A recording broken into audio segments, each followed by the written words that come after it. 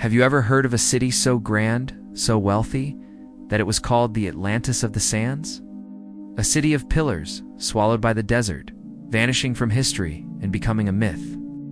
For centuries, it was a whispered legend, a ghost city sought by adventurers and dreamers.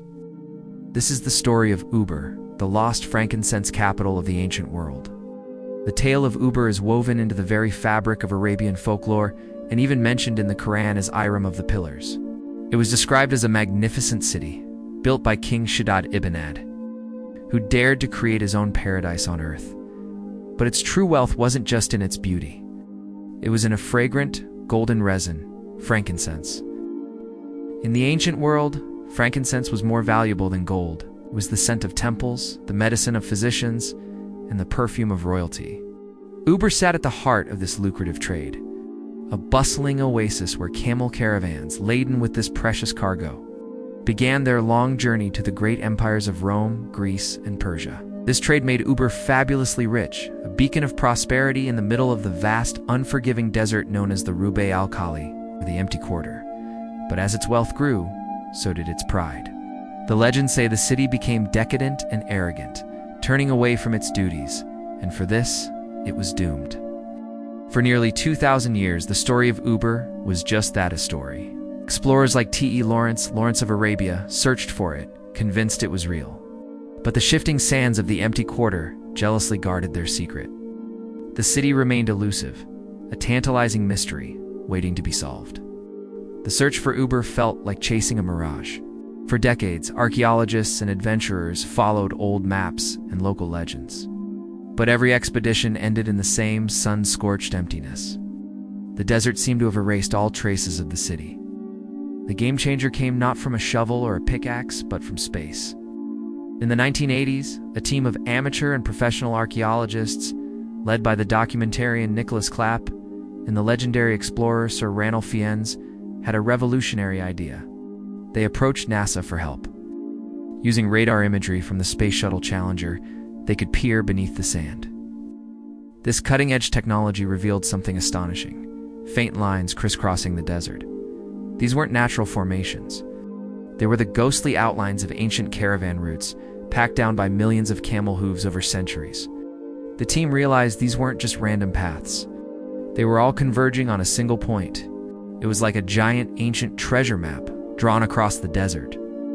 Following these celestial clues, Clapp and Fiennes cross-referenced the satellite data with ancient maps, including one by the 2nd century geographer Ptolemy, which marked a place called Omanam Emporium.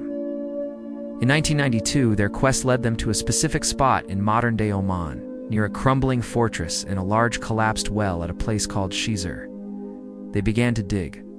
It didn't take long. Just beneath the surface, they unearthed the ruins of a massive fortress with high walls and, incredibly, the remains of tall, elegant towers or pillars, the very pillars of Iram from the legends. They found pottery and artifacts from across the ancient world: Rome, Greece, Syria, confirming its status as a major international trading hub. The myth was real. The satellite images had led them directly to the heart of the lost city.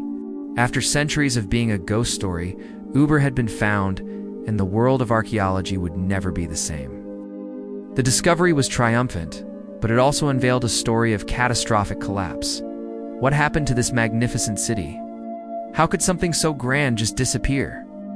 The archaeological evidence at Shizur pointed to a dramatic and sudden end. The fortress wasn't destroyed by invaders or abandoned over time. It had collapsed into the ground. The very foundation of Ubar's prosperity was also the seed of its destruction. The city was built over a huge limestone cavern, a subterranean chamber that housed a vast natural reservoir of water, the oasis that made life possible in the first place. The people of Ubar drew water from this underground well to sustain themselves, their gardens, and the thousands of camels passing through. But as the city grew wealthier and the frankincense trade boomed, their demand for water became insatiable. They kept drawing and drawing, year after year, century after century, slowly draining the immense cavern below. They were quite literally drinking their own foundations dry. Eventually, the water table dropped so low that the massive limestone roof of the cavern, no longer supported by the water pressure from below, could not bear the weight of the city above it. Around 300 to 500 AD, it gave way. In a terrifying instant, a massive sinkhole opened up, and the central part of the city, including its main fortress and the Great Well, plunged into the abyss. The ground simply swallowed it whole. It's a powerful, almost poetic end. The city that rose from the desert on the promise of water was ultimately reclaimed by the desert because of its insatiable thirst. The legends spoke of divine punishment for the city's arrogance and decadence. In a way, the legends were right. Ubar's downfall was a direct result of its own unsustainable excess, a civilization consumed by the very source of its wealth. The desert that had made it rich became its tomb. The rediscovery of Ubar is more than just finding an old ruin. It's like finding a lost chapter of human history. The story offers a vital window into the ancient world, showing us how interconnected civilizations were. Long before the internet or global shipping, frankincense from a remote desert outpost was perfuming temples in Rome and palaces in Persia. Ubar was a crucial link in this ancient global economy, a testament to humanity's ability to thrive in even the most hostile environments. But its story is also a profound cautionary tale. It challenges our modern perceptions of progress and permanence. We see ourselves as the pinnacle of civilization, but Ubar reminds us that even the most powerful and prosperous societies can be fragile. They built a paradise on an unstable foundation, and their success ultimately led to their ruin. Does that sound familiar? Today, we extract resources, consume water, and alter our environment on a scale the people of Ubar could never have imagined. The fall of Ubar is a powerful metaphor for the delicate balance between civilization and nature. It teaches us that sustainability isn't a modern buzzword. It's an ancient lesson written in stone and sand. The desert still holds so many secrets, whispers of forgotten empires and lost cities. The story of the Atlantis of the sands is a haunting reminder that what is built can be broken, and that history has a way of repeating itself. It forces us to ask, what secrets are we burying beneath our own feet, and what will future generations uncover when they dig through the ruins of our own time?